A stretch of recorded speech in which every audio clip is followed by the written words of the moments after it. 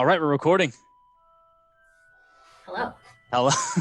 I don't know what to say. I have a wand. Wow, It you're is- a wizard, Mr. Kirk. I'm a wizard. It's a stick. I got it on a walk with Iris. It's how long is it? It's like 13 inches and rather whippy. Yes. Oh, I also have. Oh, by the way, the theme today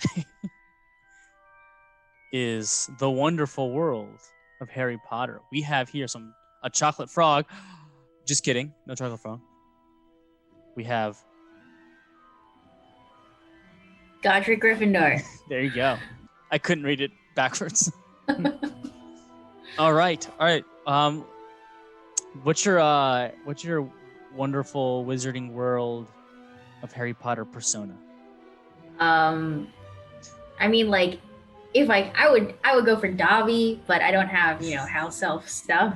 You have a sock? But Dobby is my favorite. I have a sock that covers my eraser or my whiteboard, so I always have a sock handy. So you're a free elf.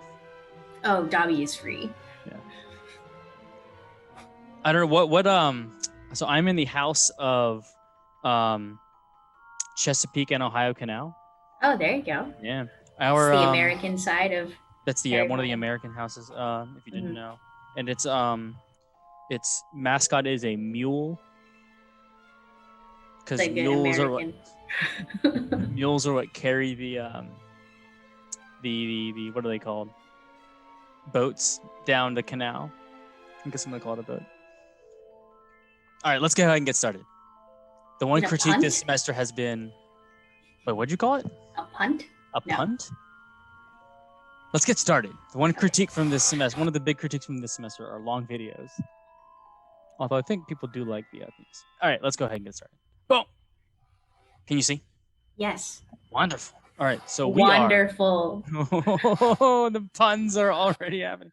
Did you know that there is a pun competition every year, a national pun competition? Wow. Where they give you arbitrary scenarios, and your job is to make a pun on that comment as fast as possible. And then you're judged on a 10 scale. Of I guess, yeah, or maybe was. I don't know if it's humor or just the ability to produce a pun on a whim. All right, let's get started. All right, let's see how many Harry Potter puns we can make during this video. We'll have a counter. We got one. All right, we are digging deeper into the trigonometric functions. Hopefully, by the end of this video, you don't just know that sine is the y-coordinate on the unit circle, cosine is the x-coordinate on the unit circle, etc. There are little properties that we want to start to peel and uncover. Got any Harry Potter puns there? Onion. You are out. You are out in the first round of the pun competition. Oh no! I've been expelliarmused. So to try to uncover these trig properties, we're going to look at some true or false questions and try to see what we can generalize. So, Mrs. Contreras, is it true or false that the sine of pi over 3 is equal to the sine of 2 pi over 3? So I know that you said that we were going to get beyond thinking about x and y's, but I'm going to think x and y's right now. Okay. So sine is the the y value. Sine is the y value, and then so pi over 3 and 2 pi over 3 are going to give us the same y value. So I think it's true. Well, how do you know it's going to give you the same y value? Well, I guess you could just remember from last time, I guess, right?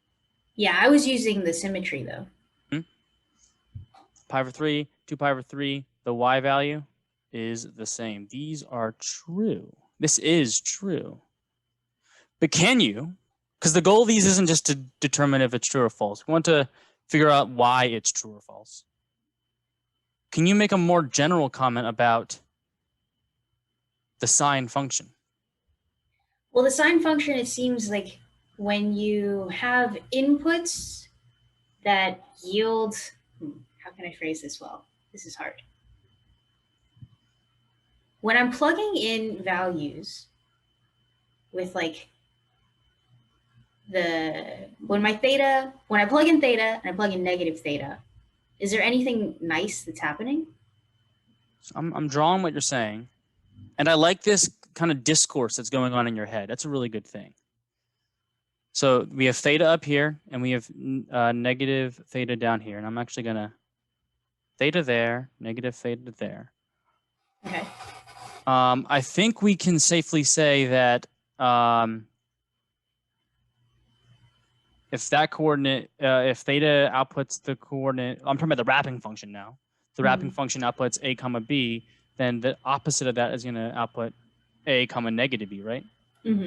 So there is a symmetry happening. It's just Okay. that when we're plugging in a negative, we're getting out the negative of it. So I think you've just made a big. Like, we're going to talk about this later, but let's just talk about it now because it's more organic. I think you just established that sine of theta is equal to the negative sine of negative theta. Okay. What does that say? That looks familiar. That does look familiar, maybe slightly rearranged Let me put the from. negative over here. Oh, there you go. Okay. So this looks to me like we're talking about an odd function. Oh, wait, did it? Okay. Yeah. Where we have a negative value as our input, outputs are the negative. When we plug in the opposite, we get out the opposite. Yeah. So when you plug in the opposite, you get out the opposite. Yeah. Yeah. That's valid. All right, but back to like this statement. There's one other thing I want to make about sine. We just established that sine is an odd function. We don't have any graphs here, but we do know that sine's an odd function. It has that property that when you plug in its opposite, you get the opposite. You were talking earlier about a symmetry across the y-axis, though. What does this angle here need to be so that I get that symmetry? Before we had pi over 3 here, but what if I have just theta? So then the angle that we have there in purple, that's going to be theta as well, just on the other side. So the here's my question. triangles that we have are the same. What is this angle right here? Because when we're dealing with these functions, we're always dealing with standard form, which is the beginning of our angle is on the x-axis, the positive x-axis. So this purple angle, and yes, I'm calling it an angle. That is an angle. The length of an arc is what a radian is. What is the this purple angle? And I think the fact that you've established that this is theta is useful. Yeah, because like all the way across is going to be 1 pi.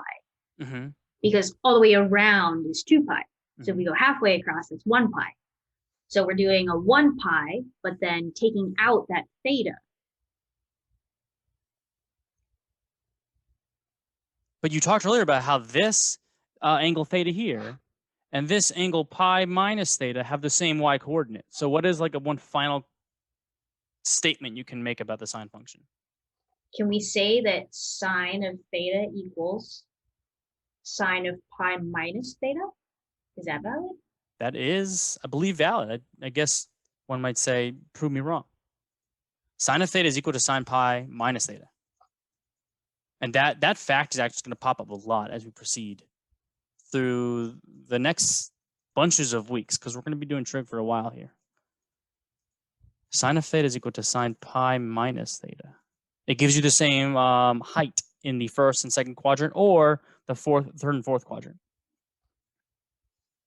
And there's a lot of application problems, I think, with like altitude. Think about Ferris wheels and how the height of like something, measuring the vertical part of it. That's useful. I just forgot that I had a pencil in here when I just did that.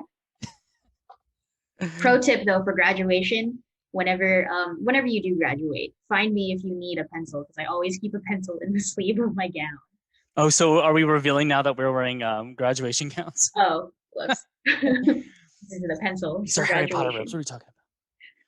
All right, so we just uncovered a lot about the sine function, and I think that was a really good example of what we would like the students to do when you're exploring these functions. We'll do less in the next few, in 2, 3, and 4 here, so that we leave some for the student to do. Is that cool? Sounds great. Because we could talk about these, and they're intricate properties forever. There's some really cool properties. Like something that we just did in I was going to reveal something in calculus, but I changed my mind. Never mind. Okay. True or false? Cosine pi over 4 is equal to cosine 3 pi over 4. So cosine of pi over 4 and cosine of 3 pi over 4, that's going to be false, because cosine is the x value and pi over 4 is in quadrant 1, 3 pi over 4 is in quadrant 2, and because, what was it, always save the crust? Always save the crust was my favorite. Always save the crust. When you're eating pizza, don't you dare throw that away. That was about sandwiches, but yeah, pizza makes way more sense. What? I don't know. What? Anyways, cosine pi over 4, x coordinate. I know that it's root 2 over 2, or 1 over root 2. And then cosine of 3 pi over 4, x coordinate. We're now in the we're in the second quadrant. Always save the crust. That does not equal root 2 over 2. What can we say about cosine?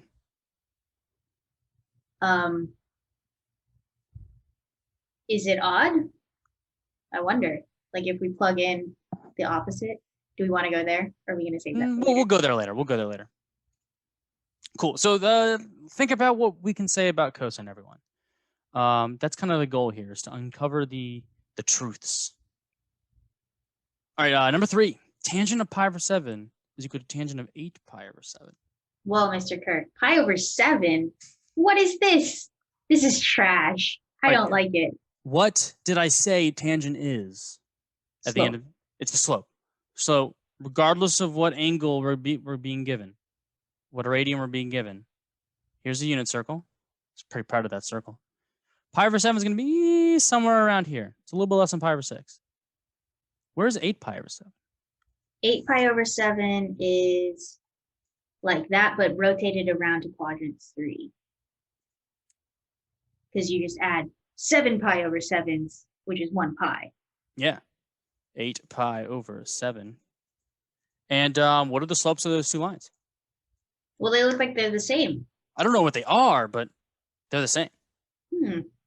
So without even knowing what tangent of pi over 7 is, can we safely say that it's equal to tangent of 8 pi over 7? I think that's pretty safe, yeah. This is true. And with that said, what is a general comment we can make about tangent? That we have pi as something that'll get us to the same place. If we're adding pi. Yeah. And subtracting pi as well, right? We could have gone in the other direction. Oh, true. Oh, true. Yeah. Just going the opposite direction. Don't forget about all of these functions. You can add 2 pi to, and you're going to land right back on the same spot in the unit circle. The trig functions will give you the same output. Because all the way around is 2 pi. Mm-hmm. Okay. Tangent, though, you can go halfway around and get the same answer. And that makes sense too, right? With always save the crust, that we have the quadrants 1 and 3 have the same sign, and then 2 and 4 have the same sign. All right, finally, last true or false question. Cosine pi over 6 is equal to sine pi over 3. Is that true? Yes. And I think we talked about that before. How so? Because when we were looking at our unit circle, and we were saying, okay, so we have like the cosine of this. When is that going to be the same as the sine of something else, right? Like, and it might have been because it was so long ago that I can't like verbatim recall exactly what we said. But having those related triangles, where we have pi over 6 and pi over 3 as like our reference angles, that we're getting out the same triangles, just different orientations. I understand. Long side up or short side. Yeah. These two triangles are the same. We got pi over 6 here. We got pi over 3 here. It's kind of a little bit hard for me to draw. I probably should be using more colors. But if this angle right here is pi over 3, and this is pi over 6, This is pi over 3 right there. And the larger angle here, that's a right angle. These two triangles are congruent. The y of the shorter triangle is going to be the same as the x of the larger triangle. This segues us nicely into this next part right here. Cofunction identities. I want to go back up here. That word co. What could it mean? What could it mean? Together. Yeah, together. What could this and this? What could that CO mean? Cosine and sine. What does that co stand for? It could mean combination. It could be corollary.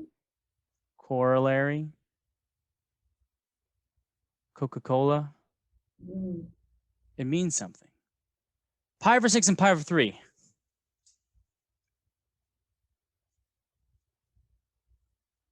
What do they add up to?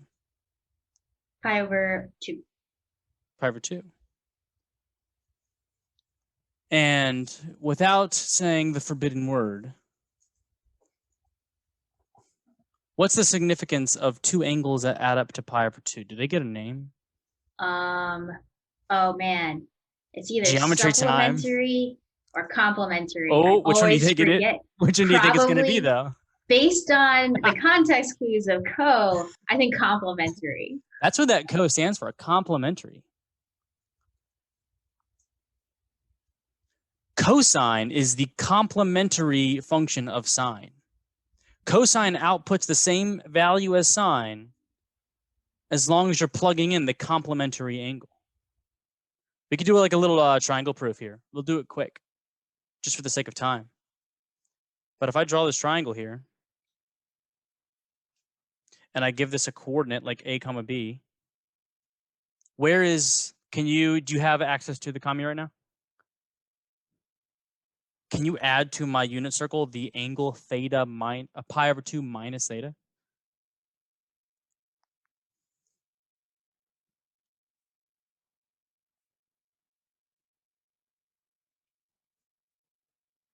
If I give you some arbitrary angle theta, its complement is pi over 2 minus theta.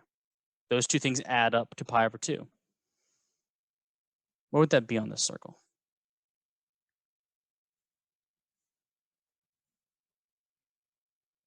You're muted right now, by the way. My commie's glitching. Oh no! I think you should take it. All right. Let me use my magic ray really quick and boom! It appeared. Look at that. Can you see it? Or do you have to look at my screen now? I'm looking at your screen, and it's taking a really long time to show up on mine. Okay. I'm trying to open it again. Right. Just to keep us moving, though, while we figure out this technical difficulty. Right, this angle down here, pi over 2 minus theta, is the complement, pi over 2 minus theta. And these two triangles are congruent. They have the same angles. They share the same hypotenuse. We have angle, side angle. There's many different triangle patterns that you can use to prove these triangles congruent. The coordinate here is b comma a. The sine of theta is equal to the cosine of pi over 2 minus theta. We call this a cofunction identity. That's what number 4 is trying to emphasize.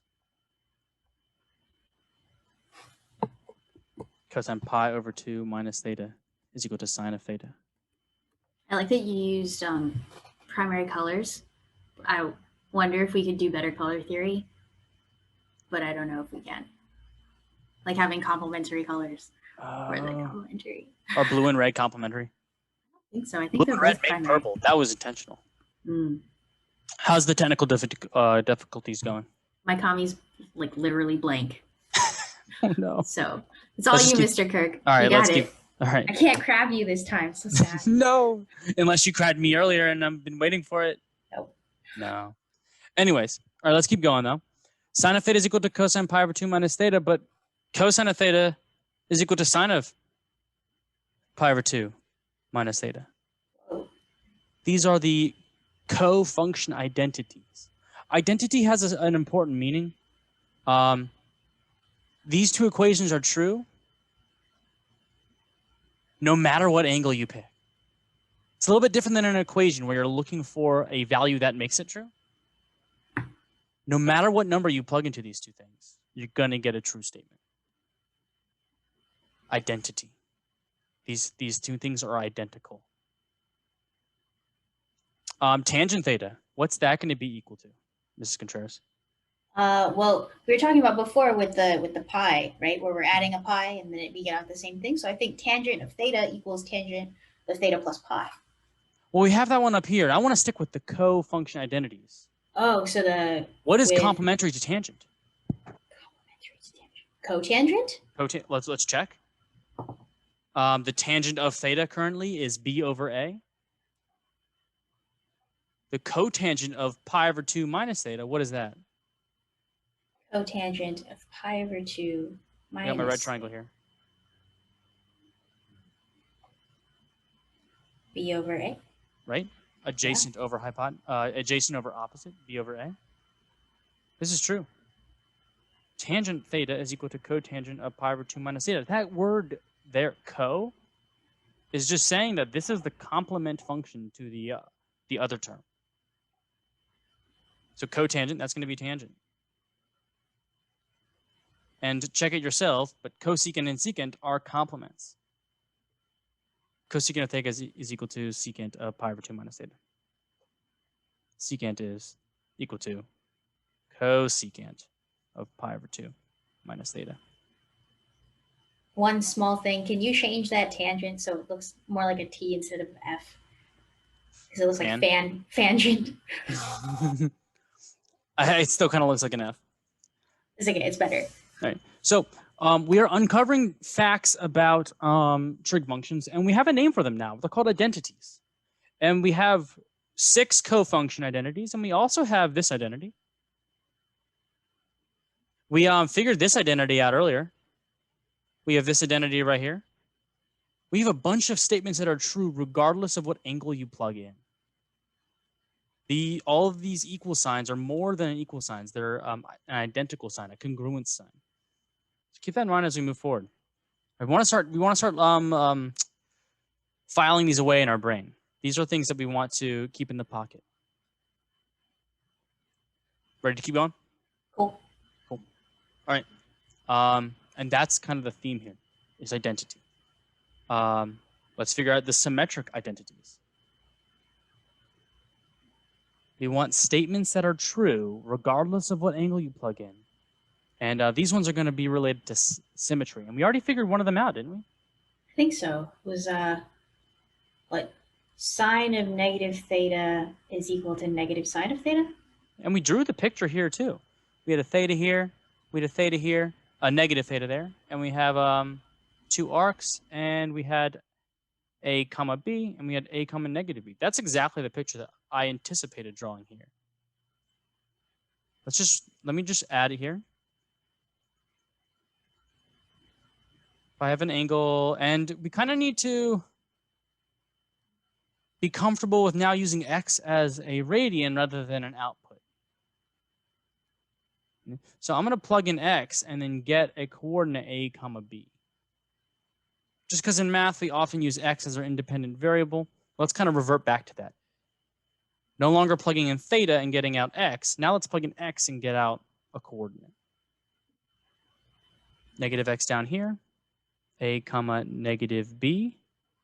And I believe we did a pretty good job establishing that sine of x, if I take the negative of that, I'm going to get the sine of negative x.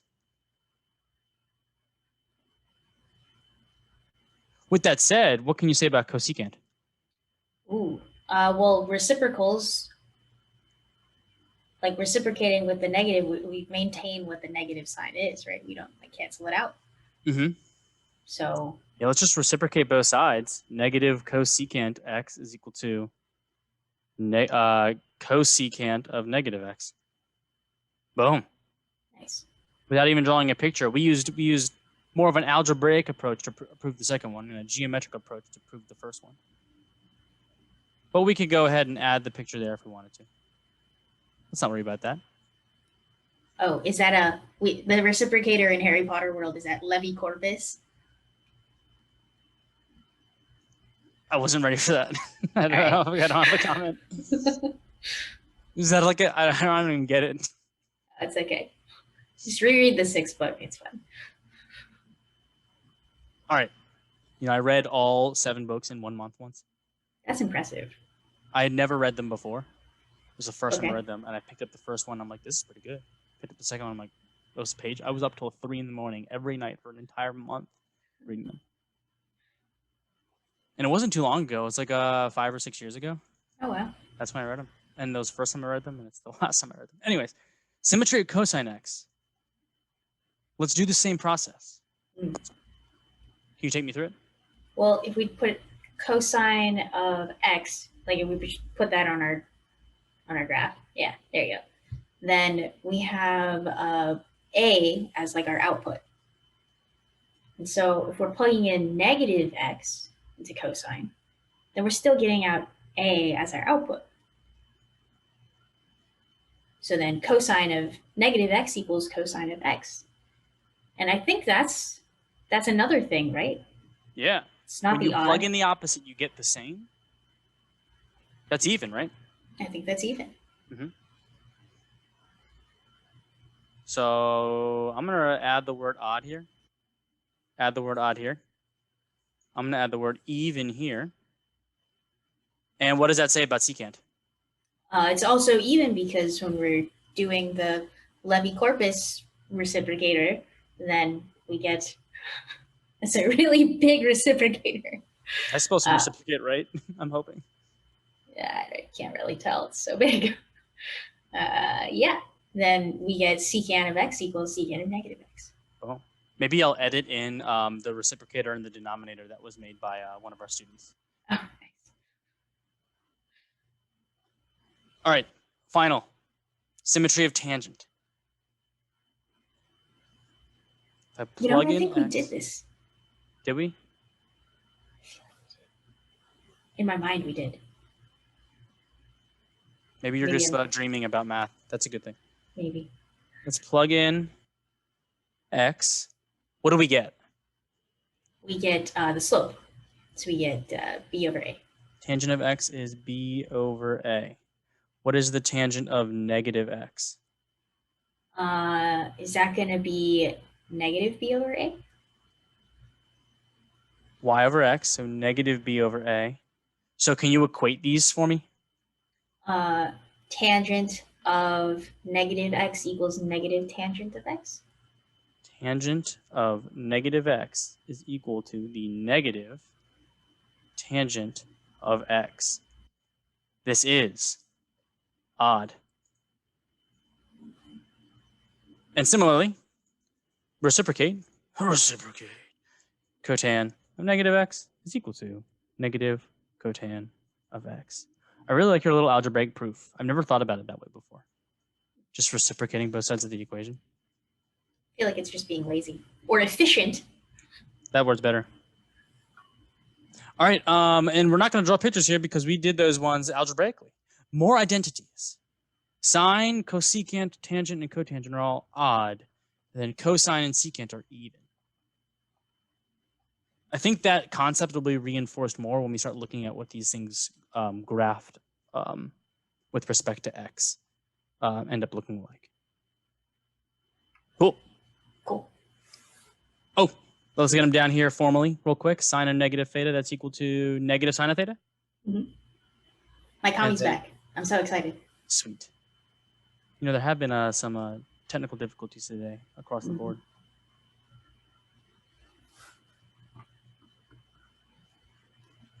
Oops.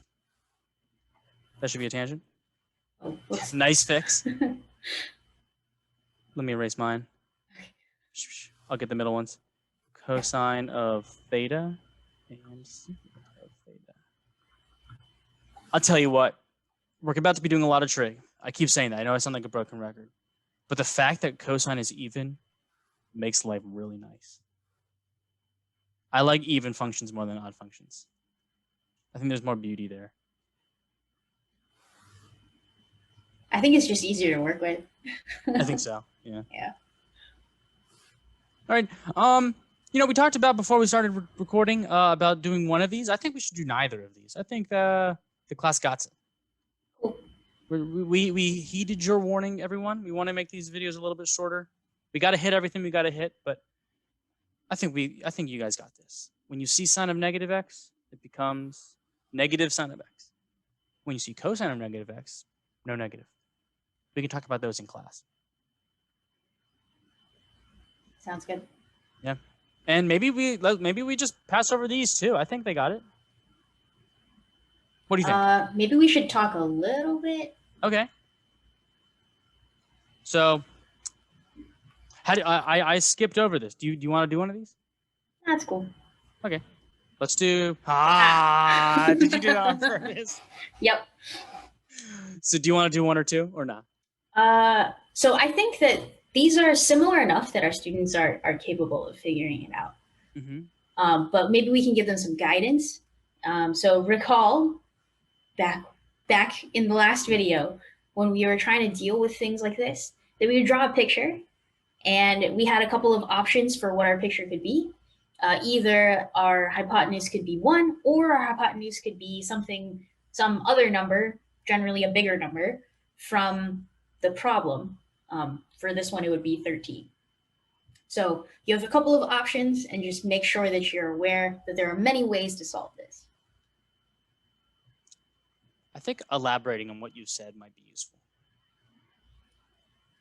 We won't put any questions here, everyone. If you got it, you got it. If you want to hear a little bit of a commentary, then stick around. So I've drawn a triangle on the unit circle, and I've drawn a larger triangle. That larger triangle is kind of arbitrary. What are we looking for? We're looking for sine of negative theta.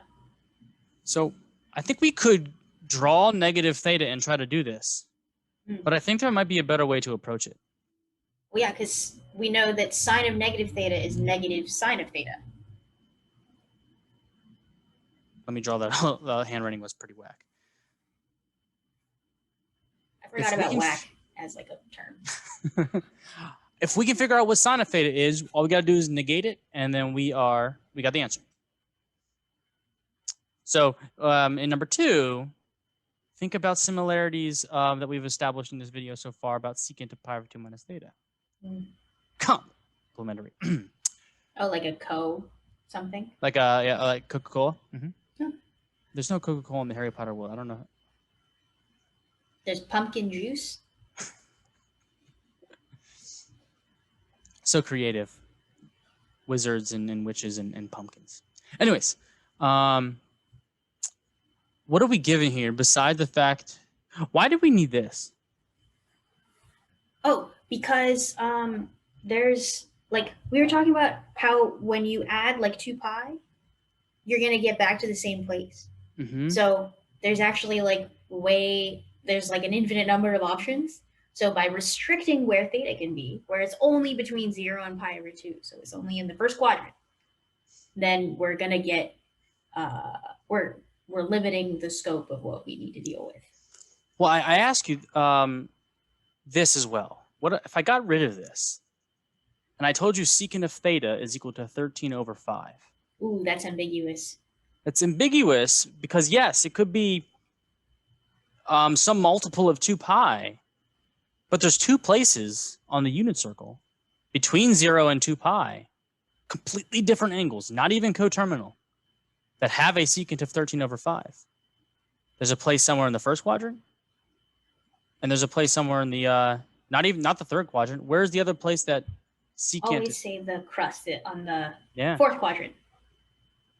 There's 2 angles, 2 separate, not coterminal angles, where the secant is 13 over 5, where the hypotenuse over the adjacent is 13 over 5. So we need to establish which quadrant we're in if we're dealing with these two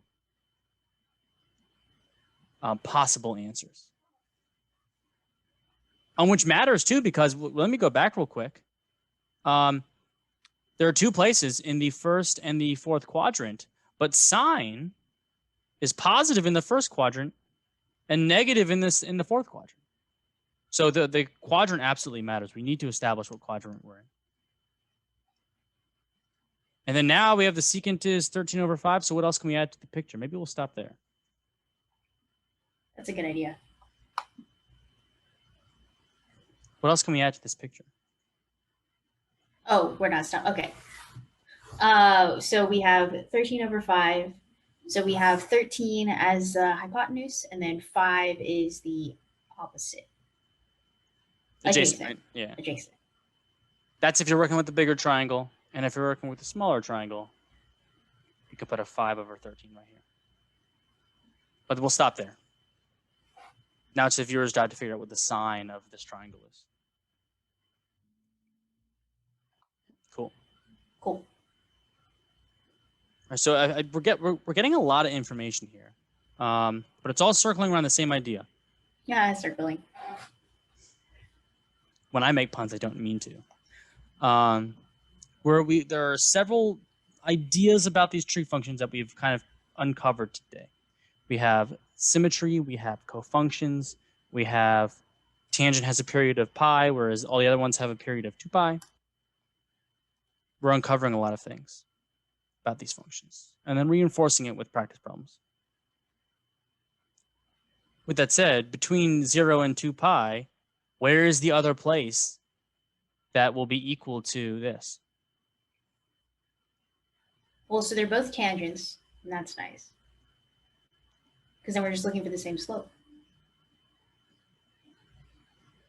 So that's 7 pi over 6. And we just kind of continue that slope into the first quadrant. We're going to have pi over 6. Pi over 6, yeah.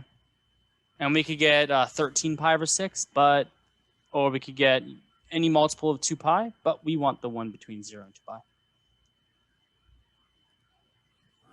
Here we are using the fact that tangent of theta is equal to tangent of pi plus theta. So the answer is pi over 6, right? Yep. Cool. Sweet. All right, final page, and we'll wrap this thing up. Give all angles that satisfy the following equations. I want to remind everyone watching that we are going to use these identities that we've been establishing. Find all angles that satisfy the following equations.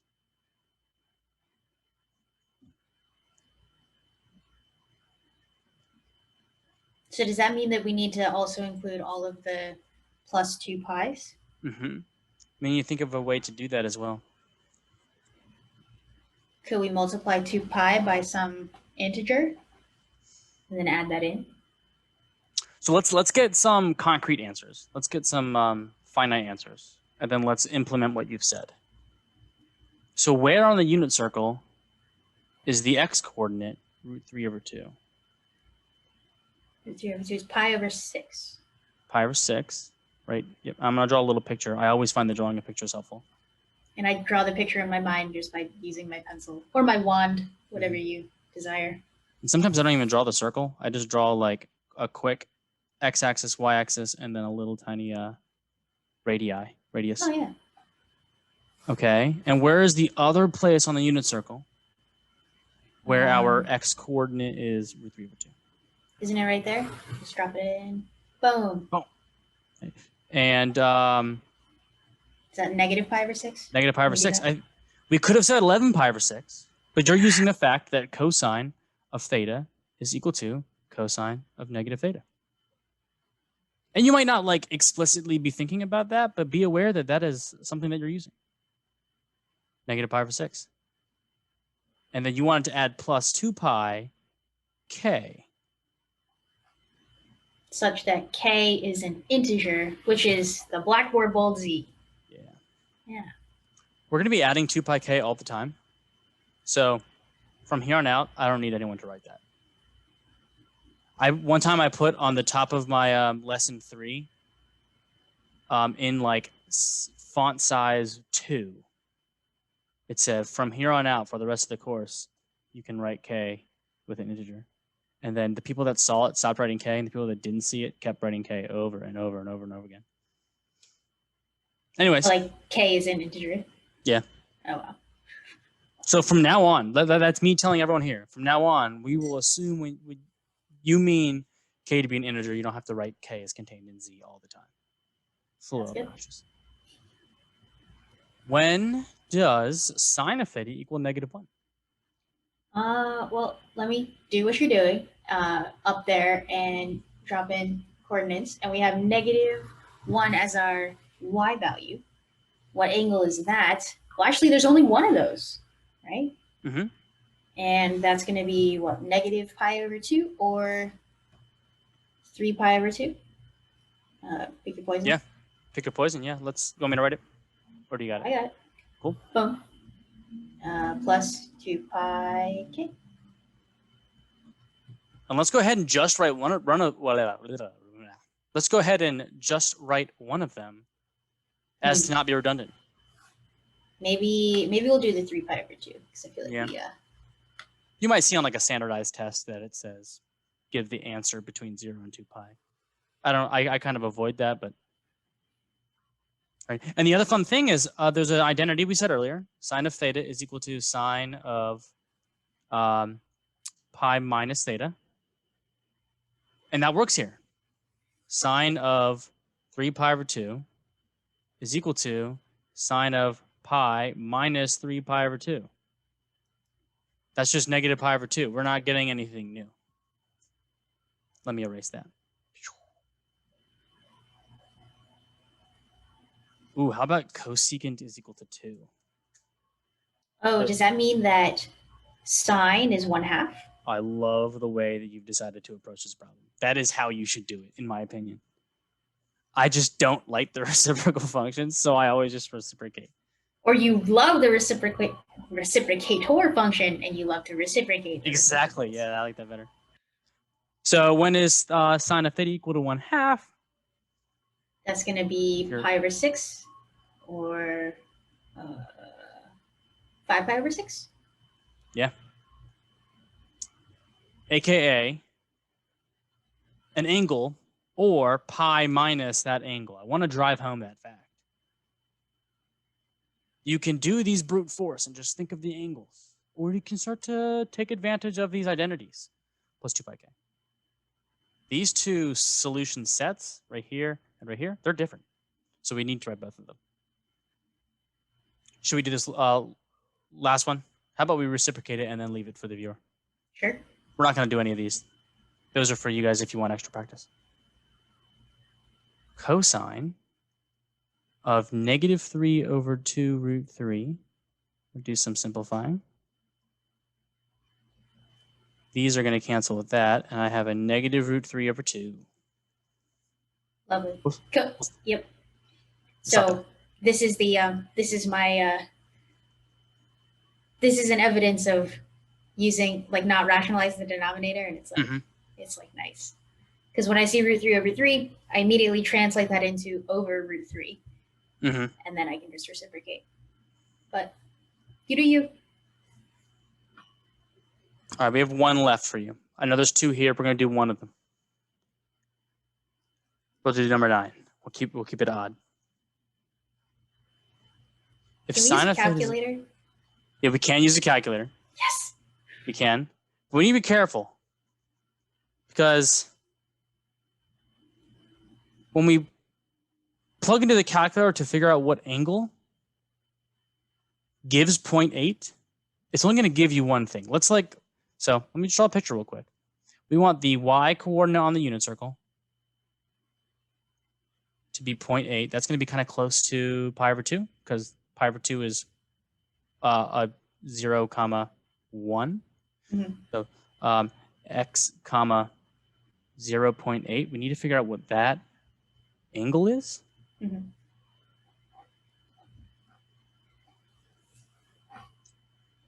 How do we do that in the calculator? Let me pull it up. I'm going to use Alt-Tab. I was taught this very recently. Come on. Alt-Tab's not working, Mrs. Contreras. Oh no. Maybe the calculator crashed. Here it is. Boom. Oh, nice. I have a lot of tabs on my other monitor. That's why it wasn't working. Oh no. I revealed the answer. Darn it. No. Mrs. Contreras, how do we get the angle that gives us 0.8 using a calculator? We should do second and then hit the sine to get the arc sine or inverse function for our sine function. And then plug in 0.8. Oh, leaving 0. Look at you. Closing your parentheses. So responsible. My goodness. We should check our mode, though. You should hit mode before you hit absolutely. enter. Why? Are we in? Because we need to be rad. We need to be rad. I can't. I wish I could freeze the screen when the black box is activated so we can delete it from existence. We want radian to be highlighted. All these other things, play around with that. But what we care about here is radian. And then to get out of there without changing anything, you can do second mode to quit. Yep. And then just mash that enter button. Mash that enter button, just like the subscribe button. 0.927. And that's like pretty good. Like, yeah, because we were thinking, oh, it needs to be like smaller than pi over 2. Yeah, and pi over 2, what's that roughly? That's like 1 point something. 3.14, so 1.57. Sure. Yeah, so it's a little bit less than 1.57. It could be closer, but oh well. It is equal to 0.97. But it says find all values. So let's go ahead and add our 2 pi k. Okay. Are there any other places on the unit circle where the y coordinate is 0.8? I think it's pi minus that theta that we found. Right, it's going to be right over here. And we need to take pi and subtract, not 0.8, sorry, but 0.972. Yeah. So I'm not going to even calculate what that is. I guess I could. I'm just going to write 0.972. It's so much work. Pi k. And here's the best part. If you guys aren't feeling like really lazy and you don't want to even find your calculator, I'm okay if you guys just write theta is equal to sine inverse of 0.8 plus 2 pi k and pi minus sine inverse of 0.8 plus 2 pi k. And that is actually more precise. Yeah, we have 3 floating digits there, whereas over here we're just abstract and we're keeping it complete. Exact. All right, let me do some magic. Pow! Nice. So stupid. Oh man, this is our chance. Any wise words? Alas, earwax. Alas, earwax.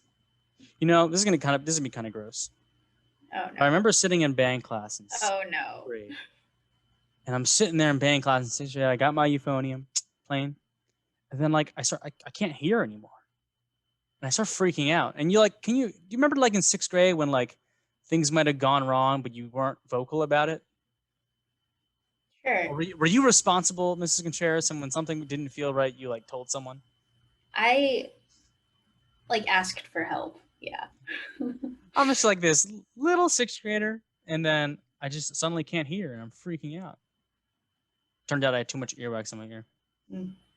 It's pretty gross. Since then, I've been very careful about cleaning my ears like all the time.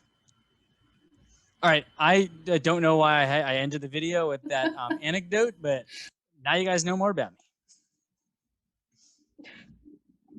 I don't know what to do. Ready to close this one out? I guess so. Dobby is free.